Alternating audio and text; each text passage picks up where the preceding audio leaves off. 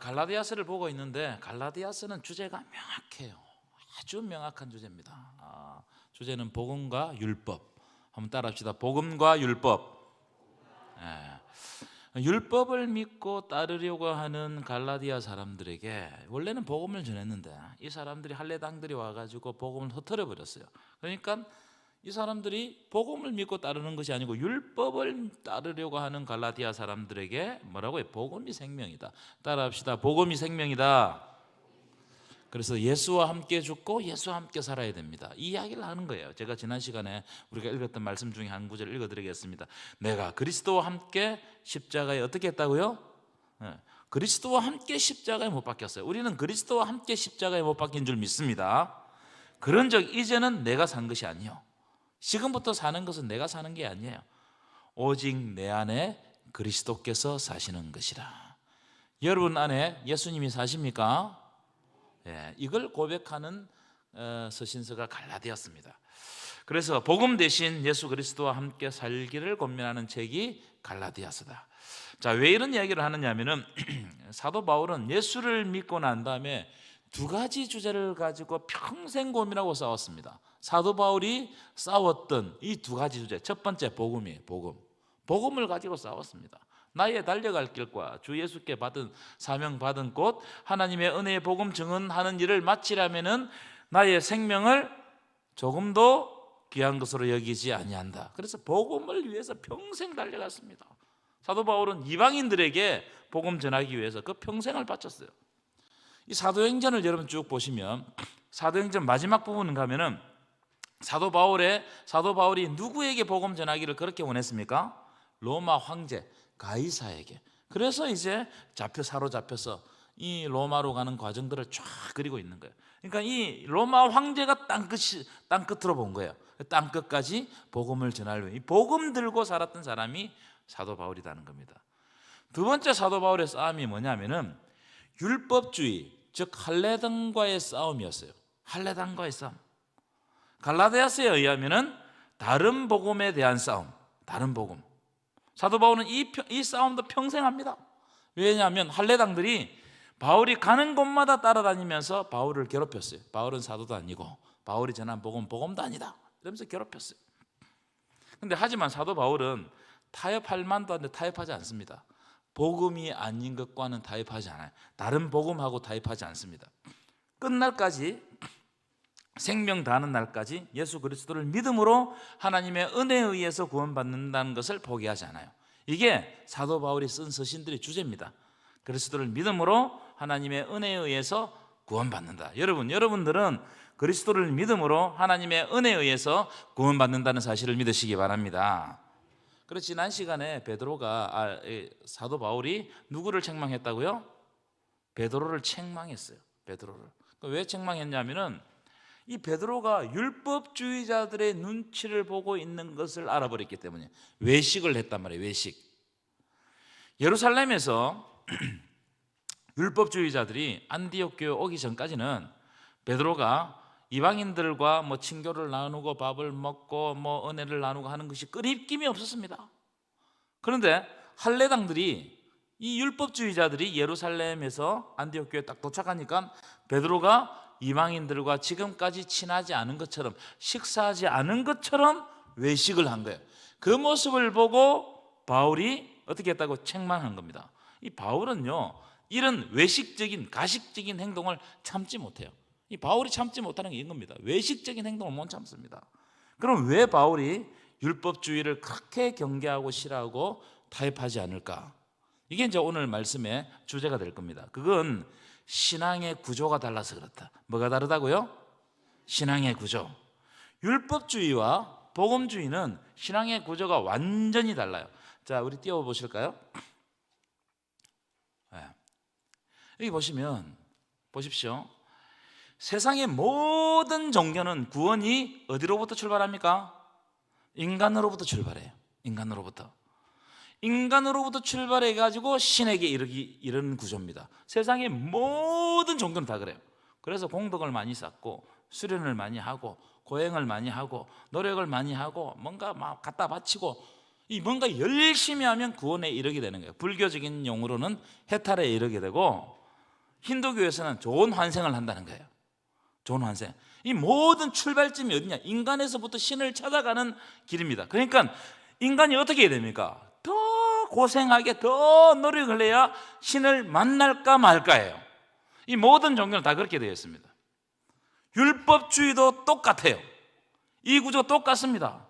할례를 받으면 율법을 1.1핵이라도 놓치지 않고 지키면 구원받는다. 똑같죠, 그죠? 이 출발점이 어디예요? 인간에서부터 하나님으로 출발하는 거예요. 인간에서부터 신으로 출발하는 겁니다. 그렇기 때문에 여기에서는, 이 구조에서는요, 인간이 어마어마하게 노력합니다. 그러니까 유대인들이 율법을 지킬 때 목숨 걸고 지키는 거예요. 목숨 걸고 할례라는 거예요. 여러분, 난지 8일 만에 아이의 그 표피를 자른다 생각해 보십시오. 그럼 목숨 걸고 하는 거예요. 잘못되면 어떻게 할 거예요? 그렇죠? 자, 그러면 이 구조에서 드러나는 어떤 삶의 태도가 나옵니다. 율법을 지키고 할례를 받고 공덕을 쌓고 뭔가를 열심히 노력해가지고 내가 구원을 받는다 이러면 어떤 삶의 태도를 가지겠어요? 에? 남을 정죄해버리는 거예요. 그렇겠죠. 나는 구원받았기 때문에 구원받지 않는 사람들이라고 생각하는 사람을 정죄해버리는 거예요. 내 공로를 자랑합니다. 내 자랑을 한단 말이에요. 내가 이렇게 해가지고 내가 이 경지에 올랐다, 이걸 자랑해요. 그래서 율법을 지키지 않고 할례를 받지 못하는 사람들을 정죄해버리는 거, 상종하지 않는 거예요. 왜냐하면 저 사람들은 구원받지 못했기 때문에, 부정하기 때문에 그 사람들과 상종하지 않는, 사람 취급하지 않는 거예요. 내가 어떻게 율법을 지키고 어떻게 할례를 받았고 내가 어떻게 지금 금식을 하고 있고 이런 걸 자랑한단 말이에요. 율법을 지켜서 구원받았기 때문에 자기의 공로를 자랑해요. 자기의 의가 있다 이 말이에요. 내가 이만큼 해서 공로를 자랑하는 겁니다. 예수님 시대 때 바리새인들 다 이런 사람들이에요. 그래서 어쩔 수 없이 율법을 지키지 못하는 사람은 정죄해버리는 거예요. 자기보다 좀 낫다 생각하면요, 다 죽는 거예요. 자기 공로에 취해 사는 사람들. 예수 믿는 사람들 가운데 있는 사람들이 있습니다. 이 신앙의 구조가 잘못돼서 그래요. 인간으로부터 출발하는 모든 구조는 잘못돼서. 자, 그러면 기독교는 어떤 구조를 가지고 있느냐? 완전 반대의 구조를 가지고 있어요. 기독교 구원론의 구조는 인간이 하나님께로 가는 것이 아니고 하나님이 인간에게로 오는 거예요. 인간은 전적으로 타락했기 때문에 하나님을 찾을 수도 없고 만날 수도 없고 그 접점도 없어요. 오직 한 가지 방법밖에 없습니다. 그 방법이 뭡니까? 하나님이 오는 거예요. 하나님이. 그래서 하나님이 먼저 은혜를 주시는 거예요. 이걸 신학에서는 은혜의 우선성이라고 그래요. 은혜가 먼저 오지 않으면 다 죽었어요. 하나님이 은혜를 먼저 주시고 독생자를 보내주시고 십자가를 주시고 말씀을 주시고 먼저 사랑해 주시는 거예요. 이때 비로소 드디어 인간이 구원받는 거예요. 아멘이십니까? 이 구조가 완전히 다릅니다. 구조가. 이 구조는요, 인간이 할 수 없는 것이, 할 수 있는 것이, 구원에 있어서 인간이 할 수 있는 게 아무것도 없어요. 하나님이 다 하시기 때문에 인간은 자기 공로를 주장할 수 있습니까? 없습니까? 없어요. 남을 정죄할 수 있습니까? 없습니까? 없어요. 왜냐하면 내가 구원받은 것은 오직 하나님의 은혜로 다 된 것이기 때문에 내가 구원에 있어서, 신앙에 있어서 자랑할 만한 것이 아무것도 없다 이 말이에요. 사도 바울이 이걸 강조합니다. 혹시 여러분들 가운데 내 공로를 주장하거나 남을 쉽게 정죄하는 사람들은 구원론이 잘못되어 있는 거예요. 구원론이 어디에서부터 출발하는 거예요? 나로부터 출발하는 거예요. 내가 이만큼 했는데 이걸 주장하는 사람이 구원이 어디에서부터 출발했냐면 인간에서부터 구원이 출발하는 그 구조를 딱 가지고 있는 거예요. 근데 구원이 하나님으로부터 출발하는 구조를 가진 사람은 오직 감사해요. 그렇겠죠? 내가 아무것도 할 수 없는데 하나님이 해주셨기 때문에. 여러분, 여러분의 구원은 오직 하나님의 은혜로 이루어진 이름을 믿으시기 바랍니다. 이 구조를 계속해서 이야기한다고. 자, 그러면 믿음은 뭐냐? 믿음. 내가 구원받을 만한 그 어떤 조건도 그 어떤 능력도 없다는 것을 알기 때문에 하나님을 향해서 단지 나를 구원해 달라고 팔을 뻗는 거예요. 하나님이 구원해 주시는 것을 알기 때문에 하나님을 향해서 내 팔을 뻗는 겁니다. 마치 홍수 때 엄청난 홍수가 확 썰려가요. 그게 사람이 떠내려가는 겁니다. 자기 힘으로 구원받을 수 있습니까? 없습니까? 못 받는 거예요. 그래서 어떻게 했냐면은 이 사람이 나를 구원해 줄 만한 어떤 존재에게 나를 구원해 달라고 소리치는 거예요. 그래도 그 사람이 안 구해줘, 그 존재가 안 구해줘, 구원을 못 받습니다. 그러니까 이 단서가 있는 거예요. 이 믿음조차도 내가 능동적으로 하는 것이 아니고 누가 주셨다고요? 하나님이 믿음을 주신 거예요. 이것까지 믿는 겁니다. 이 개신교의 믿음은 이래요. 그래서 우리의 공로를 하나도 주장할 수가 없다. 자, 그래서 이 두 구조를 여러분 잘 보셔야 됩니다. 우리의 구원은 어디에서부터 출발했다고요? 인간에서부터 출발한 것이 아니고 하나님으로부터 출발했습니다. 이 이야기를 갈라디아서가 계속해서 반복적으로 하는 겁니다. 율법을 지켜서 구원받는 것이 아니라 오직 하나님의 은혜로 그리고 믿음으로 구원받는다. 여러분, 오직 하나님의 은혜로 믿음으로 구원받는다는 사실을 믿으시기 바랍니다. 그래서 우리에게는 감사밖에 없어요. 자기 공로를 주장할 수 없습니다. 남을 정죄할 수가 없습니다. 남의 눈에 티가 보이면 나의 들보를 회개해야 돼요. 아멘이십니까? 그게 왜냐하면 은혜의 사람이 그렇단 말이에요. 근데 다 내 인간으로부터 출발하는 사람은 내 눈에 티는 안 보입니다. 다 남의 눈에 들보가 보이는 거예요. 왜냐하면 내가 이만큼 했기 때문에 그 눈에 들보를 캐치해내는 겁니다. 여러분들 어디에 속하냐 이거예요. 자, 이제 그 정도 하시고 본문으로 들어가도록 하겠습니다. 오늘 정말 할 얘기가 너무너무 많아요.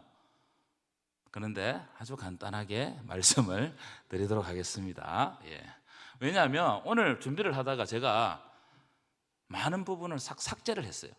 오늘 손님이 많이 찾아와가지고 깊이 볼 수도 없어서 그래서 중요한 구절들만 가지고 여러분들과 말씀을 나누고자 합니다. 자, 갈라디아 3장은 바울이 갈라디아 교회를 향한 바울의 호소입니다. 호소. 왜 호소할까요? 말을 안 들으니까 호소하는 거예요. 왜냐하면 갈라디아 사람들에게 바울은 복음을 가르쳐, 참 복음을 가르쳤습니다. 그런데 얼마 후 보니까는 이들이 참 복음을 믿는 것이 아니고 할례를 받아야 된다, 율법을 받아야 된다, 이런 다른 복음을 믿고 있다 이 말이에요. 그냥 복음 예수 그리스도를 믿음으로 구원받는 건데 다른 할례를 받아야 된다, 율법을 지켜야 된다, 이 다른 복음을 이렇게 믿고 있더라는 겁니다. 그래서 바울이 탄식해, 탄식. 참, 여러분, 우리에게도 이런 탄식이 하나 주님이 지금 우리를 탄식하고 있는지도 몰라요. 뭐라고 탄식했다고요? 어리석도다 갈라디아 사람들아. 어리석도다. 어리석다는 말을 찾아보니까 바보 같다 이 말이에요. 이 바보 같은 사람들아, 깨닫지 못한다 이런 뜻입니다. 내가 그렇게 설교를 하고 그렇게 가르쳤는데도 너희가 깨닫지 못하느냐, 이 바보 같은 사람들아, 이렇게 탄식을 하는 거예요. 자, 3장 1절 2절 읽어볼까요? 시작. 갈라디아 사람들아, 예수 그리스도께서 십자가에 못 박히신 것이 너희 눈에 밝히 보이거늘 누가 너희를 빼느냐. 이게 무슨 말씀이냐면 내가 예수 그리스도의 십자가의 보혈만 너희들에게 증거했는데 너희들은 다른 것을 본단 말이에요. 왜 그렇게 어리석은 짓을 하냐 이 말이에요. 3장 3절에도 보면은 이같이 너희가 어리석느냐, 이 어리석다는 말을 반복합니다. 이 탄식이에요, 탄식. 여러분, 설교자가 언제 가장 힘든 줄 아세요? 말씀을 전했는데 깨닫지 못했을 때가 가장 힘들어요. 어떤 목사님이 이런 말씀을 하시더라고요. 자기가 설교를 뭐 했냐면 주 안에서 화목하라, 될 수 있으면 화평하라, 이 설교를 하고 내려오는데 내려오자마자 성도들끼리 싸우더래요. 그때 막 무너졌답니다. 제가 그 기분을 충분히 알 것 같습니다. 이런 현상이 일어나면 설교를 왜 해야 될까? 이런 생각이 막 들어요. 이런 생각이. 무슨 말씀이냐면 말씀을 마음에 새기지 않으면 어리석은 사람이 됩니다. 말씀을. 지금 사도 바울이 왜 탄식하는 거예요? 이 갈라디아 교인들에게 복음에 대해서 그만큼 가르쳤는데 갈라디아 사람들이 그 복음의 말씀을 마음에 담지 않고 어떻게 했다고요? 다른 복음을 마음에 담아버리는 거예요. 얼마나 어리석냔 말이에요. 자, 3장 2절 볼까요? 3장 2절 읽어보겠습니다. 시작. 내가 너희에게서 다만 이것을 알려 하노니 너희가 성령을 받은 것이 율법의 행위로냐 혹은 듣고 믿음으로냐. 사도 바울이 이 부분을 억수로 강조합니다. 왜 강조하느냐? 여러분들 이 질문에 대해서 한번 대답을 해보십시오. 여러분들이 성령을 받은 것이 율법의 행위 때문에 받았습니까? 여러분들이 뭔가 새벽기도를 많이 하고 헌금을 많이 하고 이래가지고 성령을 받은 겁니까? 아니면 성령이 일방적으로 여러분들에게 그냥 임한 겁니까? 그렇죠. 내가 뭔가를 많이 했기 때문에 하나님이 성령을 준 것이 아니고 성령이 내가 묻지 않은데도 불구하고 일방적으로 나에게 임한 거예요. 그래서 성령을 받은 것은요, 구원의 매우 중요한 정표입니다. 여러분 성령을 받으셨습니까? 여러분들이 구원받은 줄 믿으시기 바랍니다. 내가 예수를 주로 고백합니까? 그러면 성령 받았다는 사실을 믿으시기 바랍니다. 이게 내가 뭔가를 해서 받은 게 아니에요. 하나님이 어느 순간 일방적으로 주시는 거예요. 그래서 나는 왜 예수 믿고 저 사람은 왜 예수 안 믿느냐 잘 모르겠단 말이에요. 내가 그냥 그걸 설명하려면 잘 모르겠어요. 하나님의 일방적인 은혜입니다. 일방적인 은혜, 주권적인 은혜란 말이에요. 자, 3장 3절 읽어볼까요? 시작. 너희가 이같이 어리석으냐 성령으로 시작하였다가 이제는 육체로 마치겠느냐. 자, 사도 바울이 성령으로 시작하는 하나님의 복음의 말씀을 증거했어요. 그런데 갈라디아 사람들은 육체로 마치는 다른 복음을 받아들였어요. 저는 이 장면이 갈라디아 사람들에게 있는 것이 아니라고 생각합니다. 성령을 받은 것은 우리의 행위가 아니에요. 하나님이 일방적으로 주셨어요. 그럼 우리는 감사하면서 살아야 돼요. 아멘이십니까? 그런데 우리는 육체적인 것에 너무나 관심이 많아요. 너무나 관심이 많습니다. 육체적인 어떤 게 관심이 많습니까? 내 공로, 아까 남을 정죄하는 거, 이런 육체적인 것에 관심이 너무나 많아요. 3장 4절 시작. 너희가 이같이 많은 괴로움을 헛되이 받는. 자, 세번역 성경을 읽어봅시다. 약간 번역이 조금 이상해가지고 제가 세번역 성경을 가져왔어요. 시작. 여러분의 그 많은 체험은 다 허사가 되었다는 말입니까? 정말로 허사였습니까? 여러분, 이 무슨 말인지 아십니까? 사도 바울이 갈라디아 지역에 복음을 전했어요. 많은 사람들이 성령을 받고 방언을 하고 병 고침의 역사가 일어나고 막 기쁨으로 성령을 받고 복음을 받았어요. 그런데 어떻게 했다고요? 그 모든 체험이 다 허사가 되어버렸어요. 왜냐하면 그들이 다른 복음을 따라가 버린 거예요. 참 이런 장면을 보면 너무나 안타깝습니다. 너무나 안타까워요. 여러분, 우리도 성령을 따라 행했으면 성령으로 맞춰야 돼요. 아멘이십니까? 교회 안에 너무나 육체적인, 세상적인 이런 일들을 생각하는 것들이 너무나 많아요. 자, 3장 5절 읽어보겠습니다. 3장 5절 시작. 너에게 성령을 주시고 너희 가운데서 능력을 행하시는 이의 일이 율법의 행위에서냐 혹은 듣고 믿음에서냐. 여러분, 그래서 성령을 받은 사람은 용서합니다. 아멘이십니까? 성령을 어떻게 받았기 때문에? 성령을 거저 받았기 때문에, 내가 거저 받은 은혜가 너무 크기 때문에 용서하는 거예요. 근데 율법으로 받은 사람은 절대로 용서 못합니다. 왜 용서 못할까요? 내가 여기서 여기까지 지켰기 때문에. 니도 여기서 여기까지 지켜야지. 쌍방이에요, 쌍방. 이 조건이 이루어지지 않으면 절대로 용서가 안 되는 거예요. 근데 성령을 받은 사람은 하나님이 그저 나에게 성령을 주시고 은혜를 베풀어 주셨기 때문에 그 은혜가 너무 커요. 받은 게 너무 커요. 받은 게 너무 크기 때문에 나를 조금 아프게 해도 그걸 다 덮는 거예요. 십자가의 사랑으로 다 덮는 거예요. 믿으십니까? 이게 교회단 말이에요. 여러분, 이런 공동체가 되면 교회가 성장하게 될 줄 믿습니다. 이런 공동체가 될 수 있도록 여러분 기도해야 돼요. 성령을 받으시면, 성령으로 시작했으면 성령으로 끝을 내야 돼. 근데 항상 복음은 성령으로 받고 어떻게 한다고요? 하는 일은 육체의 일로 맞춰버려요. 그러니까 시끄러워지는 거예요. 아름답지 못해지는 거예요. 그래서 두 번째 주제 보도록 하겠습니다. 따라합시다. 믿음과 의. 더 큰 소리 따라하겠습니다. 믿음과 의. 자, 이 챕터는 의를 어떻게 획득하느냐는 거예요. 의로움. 여러분, 의가 있어야 멸망당하지 않습니다. 그렇죠? 의가 있어야 죽지 않아요. 근데 그 의를 어떻게 내가 획득하느냐 이거예요. 내가 그 의를 어떻게 받느냐. 자, 3장 6절입니다. 3장 6절 읽어볼까요? 시작. 아브라함이 하나님을 믿음에 그것을 그에게 의로 정하셨다는 거예요. 참 여러분, 이게 참 중요한 대목입니다. 우리 믿음 생활을 하는데 이 부분은 창세기의 말씀을 인용한 겁니다. 자, 창세기 말씀을 제가 가져왔습니다. 읽어볼까요? 창세기 15장 4절부터 6절 말씀인데 4절 읽겠습니다. 시작. 여호와의 말씀이 그에게 임하여 이르시되 그 사람이 내 상속자가 아니라 내 몸에서 날 자가 내 상속자가 되리라. 이 무슨 말씀이냐면 하나님이 아브라함에게 매일 약속하시는 거예요. 너를 통해 가지고 큰 민족을 이루겠다, 이 약속을 주시는 겁니다. 너를 통해서 큰 민족을 이룬다는 말은 네 아들을 통해서, 네 자손을 통해서 큰 민족을 이루겠다, 이 말씀 아니겠어요? 그러면은 이 큰 민족을 이룬다는 이 약속을 이루기 위해서는 뭐가 있어야 되는 거예요? 지금 아들이 하나 있어야 되는 거예요. 최소한 아들이 하나 있어야, 아들이 하나 있어야 그 약속을 어떻게든 이루어갈 수 있는 겁니다. 근데 아브라함에게 아들이 있어요, 없어요?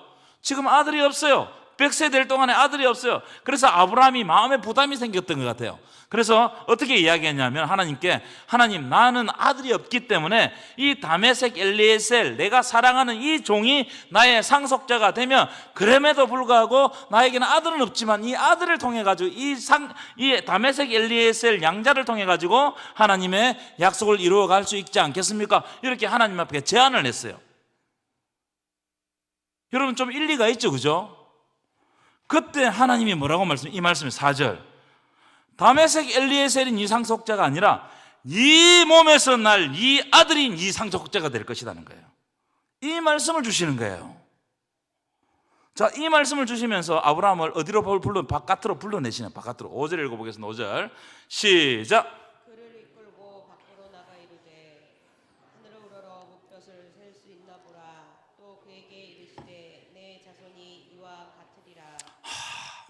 아들이 한 명도 없는데 지금 네 하늘을 봐봐라. 저 하늘에 어마어마한 별들이 있지? 너 자손들이 저와 같이 될 것이다, 이 약속을 주신 거예요. 6절도 읽어볼까요? 6절. 자, 그랬는데 아브라함이 어떻게 했느냐? 이 아브라함의 믿음의 위대성이 여기 있는 거예요. 시작. 아브라함이 여호와를 믿으니 여호와께서 그의 의로 여기시고. 이 믿는 이를 그의 의로 여기셨다는 거예요. 아브라함에게 믿을 만한 아무런 근거가 없었습니다. 아브라함도 늙었고 사라도 늙었고 인간적인 힘으로는 아기를 낳을 수가 없어요. 그런데 아브라함은 자기가 불가능한 몸임에도 불구하고 하나님의 말씀을 믿었다는 거예요. 여러분, 믿음은 뭐냐? 지금 내 의지로는 믿어지지 않지만 하나님의 말씀이 이게 믿는 것이 믿음인 줄 믿습니다. 그럼 뭘 믿느냐? 하나님의 말씀을 믿는 거예요. 목사 말을 믿는 게 아니에요. 뭘 믿으라고요? 하나님의 말씀을 믿으라는 겁니다. 여러분, 하나님의 말씀을 믿는 것이 믿음임을 믿으시기 바랍니다. 그러면 왜 하나님의 말씀을 믿는 거예요? 다른 이유가 없어요. 하나님이 믿을만 하니까, 하나님이 전능자 되시니까, 하나님이 영원하시니까, 그래서 하나님을 믿는 거예요.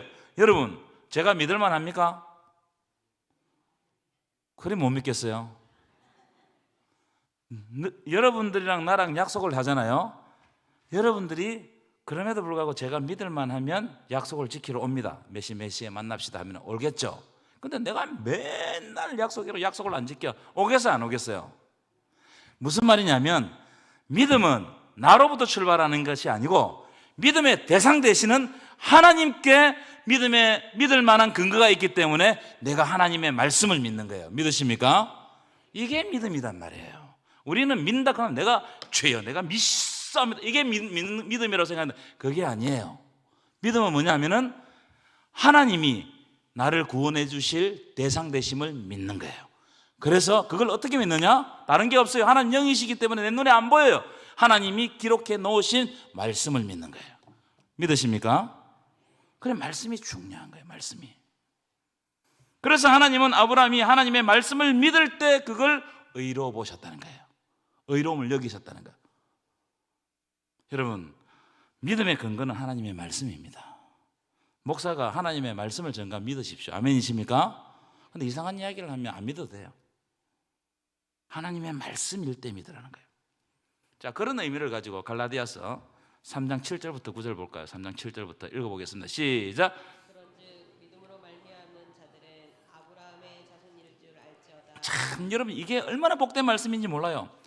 그러므로 믿음으로 말미암은 자들을 여러분들은 아브라함의 자손인 줄을 알지어다. 이게 놀라운 선언입니다. 아브라함과 우리는 접점이 없어요. 여러분 아브라함 본 사람 손 들어보세요. 아브라함 음성을 들은 사람 손 들어보세요. 없어요. 근데 아브라함과 우리의 공통점 접점은 어디냐면 하나님을 믿는 거예요. 하나님의 말씀을 믿는 거예요.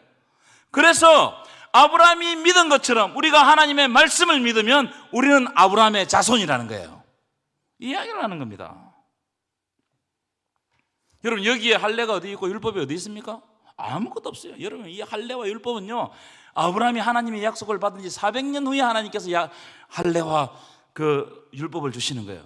여기는 할례와 율법이 아무 작용을 못하는 겁니다. 자, 8절 읽어볼까요? 시작. 또 하나님이 이방을 믿음으로 말미암아 의로 정하시는 것을 성경이 미리 알고 먼저 아브라함에게 복음을 전하되 모든 이방인이 너로 말미암아 복을 받으리라 하셨느니라. 12장에 보면 모든 민족이 너로 말미암아 복을 받으리라. 너는 복의 근원이다. 요즘 성경에 너는 복이 될지라. 여러분 아브라함이 받은 복은 내가 하나님의 말씀을 믿을 때 아브라함의 복이 내 복이 된다는 거예요. 이 말씀을 주시는 거예요. 우리는 아까도 말씀, 우리는 아브라함과 아무 접점이 없습니다. 오직 하나님의 말씀밖에 없어요. 9절도 읽어볼까요? 시작. 그러므로 믿음으로 말미암은 자는 믿음이 있는 아브라함과 함께 복을 받느니라. 아멘이십니까? 여러분들도 지금 아브라함이 받는 복을 받고 있다는 사실을 믿으시기 바랍니다. 똑같은 복을 받는 거예요. 여러분 한번 보십시오. 아브라함이 하나님의 말씀을 믿음으로 어떻게 됐다고요? 큰 자손을 이루었어요. 그 큰 자손은 갈라디아 3장에 보면 예수 그리스도를 뜻하는 겁니다. 예수 그리스도를 통해서 큰 백성을 이루었어요. 우리도 마찬가지입니다. 내가 믿음의 조상이 되면 내 후손들은 큰 민족을 이루는 거예요. 아멘이시죠? 이게 놀라운 여러분 축복의 약속입니다. 그래서 겨자씨 비유 아세요? 겨자씨 비유? 겨자씨 비유 뭡니까? 겨자씨를 뿌렸어요. 보이지도 않는 겨자씨를 뿌렸어요. 그런데 이 겨자씨가 어느 순간 확 자라더니 3m, 5m 확 자라가지고 거기에 뭐가 깃든다고요? 새들이 와서 깃드는 거예요. 그만큼 성장해버리는 거예요. 처음에는 보이지 않아요. 하나님의 약속이 보일까 말까, 믿음으로 보면 보일까 말까입니다. 근데 그걸 믿는 순간, 어느 순간 하나님이 그걸 성장시키고 크게 하시고 자라게 하신다. 여러분, 그래서 믿음을 가지는 것이 얼마나 중요한지 몰라. 여러분 믿음을 가지시기를 축원합니다. 여러분이 믿음을 가지는 순간 여러분의 자녀와 여러분의 자녀손들이 하나님이 주시는 놀라운 복의 역사로 말미암아 커질 줄 믿습니다. 이 비전을 가지고 믿음을 가지는 것 중요합니다. 그래서 14절 읽어보세요. 14절 시작. 이는 그리스도 예수 안에서 아브라함의 복이 자, 아브라함의 복이 누구에게 미치고요? 이방인들에게 미치는 거예요. 그 다음에 또 우리로 하여금 믿음으로 말미암아 성령의 약속을 받게 하려 함이라. 아멘이십니까? 이 축복의 놀라운 역사가 여러분 삶 가운데 이루어지시기를 간절히 축원합니다. 자, 그러면 세 번째까지만 하고 마지막은 하지 않도록 하겠습니다. 세 번째 주제는 율법의 용도는 뭐냐? 율법의 용도. 그럼 율법을 왜 주셨냔 말이에요. 율법을. 그렇죠? 율법을 안 주시면 간단할 거 아니에요? 근데 하나님이 율법을 줘놓고 골치 아프게 왜 이런 이야기를 하느냐 말이에요. 율법의 용도는 초등교사다. 사도 바울이 옛날에는 몽학선생이래요. 몽학선생. 몽학선생이 무슨 말입니까 여러분? 몽학선생, 깨닫게 만드는 사람이라는, 깨닫게 만드는 선생님. 헬라어로 제가 이 몽학선생, 이 초등교사를 보니까는 어리석은 사람을 인도하는 선생이라는 뜻입니다. 어리석은 사람을. 이게 무슨 말이냐면 율법은 하나님의 뜻이 무엇인지를 깨닫게 하는, 즉 하나님께로 인도하는 역할을 하는 거예요. 율법 자체가 하나님이 아닙니다. 율법은 어떻게 한다고요? 하나님께로 인도하는 역할을 해요. 여러분 하나님의 뜻은 뭡니까? 그러면 하나님의 최종적인 뜻이 뭐예요? 하나님의 최종적인 뜻이 뭐예요? 예수 그리스도 아니겠습니까? 예수 그리스도. 하나님의 최종적인 뜻이 예수 그리스도이기 때문에, 그렇기 때문에 율법은 예수님께로 인도하는 초등교사단 말이에요. 율법을 공부하면 공부할수록 누가 드러난단 말이에요? 예수님이 드러나야 율법 공부를 잘하는 거예요. 이해하셨어요? 율법을 공부하면 공부할수록 예수님을 밝히 보고 예수님을 고백하고 그렇게 되는데, 이 예수님 시대 때 바리새인들은 율법을 공부하면 공부할수록 어떻게 하냐? 예수님을 죽여버리는 거예요. 그러니까 그들의 율법 공부가 잘못되어 있다 이 말이에요. 이걸 지적하고 있는 겁니다. 왜냐하면 율법 자체를 하나님 우상화시켜버렸어요. 절대화시켜버렸어요. 율법을 어기면 죽는 줄 알아요. 율법 자체가 우상화되니까, 딱딱하게 굳어져 버리니까 율법으로 사람을 죽는 게, 여러분 하나님의 말씀은 사람을 살립니다. 믿으십니까? 그런데 하나님의 말씀이란 율법을 가지고 사람을 다 죽여버리는 거예요. 예수도 죽여버리고 예수의 제자들도 다 죽여버리는 거예요. 그러니까 여러분 한번 잘 생각해, 이 부분에 잘 생각해야 돼요. 하나님의 말씀을 전하고 하나님의 말씀대로 산다고 하면서 나 주위에 사람들이 살아나고 있는가? 아니면 하나님의 말씀을 전하고 하나님의 말씀대로 산다고 하면서 믿음을 가지고 산다고 하는데 내 주위에 사람들이 죽어가고 있는가? 이걸 잘 봐야 된단 말이에요. 그게 우리의 열매, 표징이다, 표징. 만약에 내가 하나님의 말씀대로 산다고 하면서 내 주위의 사람들의 관계가 끊어지고 마음이 아파하고 이러면은 내가 뭐라고 율법주의자인가 아닌가를 한번 살펴봐야 된다 이 말이에요. 심각하게 이야기를 지금 하고 있는 거예요. 자, 19절은 여러분들 읽어보시고 24절 보고 24절 시작.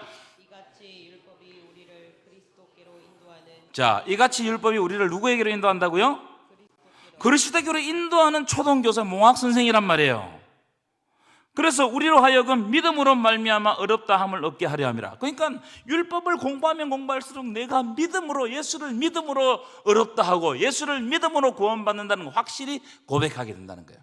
그러니까 율법을 공부하고 성경 공부를 하게 되면 누가 드러나야 돼요? 예수 그리스도가 드러나 있단 말이에요. 예수 그리스도가. 이야기를 하고 있는 겁니다. 마지막 25절 읽어보겠습니다. 시작. 믿음이 온 후로는 우리가 초등교사 아래 있지 아니하도다. 그렇죠. 여러분, 믿음이 온 이유, 믿음이 왔다는 말은 예수 그리스도가 왔다는 말이거든요. 예수 그리스도가 온 이유는 우리가 율법에 사로잡힐 필요가 없어요. 왜냐하면 진짜가 와버렸기 때문에. 인도하는 선생님을 따라가다가 진짜가 왔어요. 진짜가. 그러면 인도하는 선생님을 내두고 진짜한테 가야 되겠죠. 이 이야기를 하고 있는 거예요. 그런데 유대인들은 진짜가 왔는데도 자꾸 몽학 선생에게 매달려 있다 이 말이에요. 우리가 마찬가지입니다. 여러분 예배 드리십니까? 예수가 드러나시기를 축원합니다. 여러분 찬양하십니까? 예수가 드러나시기를 축원합니다. 여러분 말씀을 보십니까? 예수가 드러나시기를 축원합니다. 여러분 섬기십니까? 예수가 드러나시기를 축원합니다. 바른 신앙생활을 하면 나를 통해서 예수가 드러난다. 예수가 드러난다. 마지막 네 번째인데 믿음과 세례인데 이 부분은 설명할 거리가 너무 많아요. 너무 많아요. 그래서 이 부분은 또 갈라디아서 다음에 하다 보면 나올 거고, 특별히 이제 에베소서 넘어가면은 이 부분을 좀 심도 있게 다룰 겁니다. 그래서 이 세례가 굉장히, 믿음과 세례는 굉장히 중요하다. 한 가지만 말씀드리면 세례는 세 가지 의미를 가지고 있습니다. 따라합시다. 씻음. 더 크게 따라. 씻음. 뭘 씻는 거예요? 내 죄를 씻었다는 상징적인 의미를 가지고 있어요. 두 번째, 연합. 오늘 본문 이게 말씀하는 겁니다. 믿음으로 말미암아 예수와 연합되는 것이 세례예요. 세례 받는 건 굉장히 중요해요. 내가 세상 것을 버리고 예수님과 연합하겠다는 거예요. 세 번째, 공동체의 일원. 내가 교회 공동체의 일원이 되는 거예요. 주의 백성이 되는 거예요. 그래서 세례는 어디에서 하죠? 밀실에서 하지 않죠. 어디에서 합니까? 반드시 교회 앞에서 합니다. 교회 앞에서, 성도들이 보는 앞에서, 주의 공동체가 보는 앞에서 세례를 베푸는 거예요. 왜냐하면 이 사람은 이제부터 우리 공동체, 주의 공동체의 일원이 되고 성찬식을 함께 나누고 함께 모든 것을 결정해가는 사람이 되었다는 것을 인정하는 거예요. 이 세례가 굉장히 중요한 겁니다.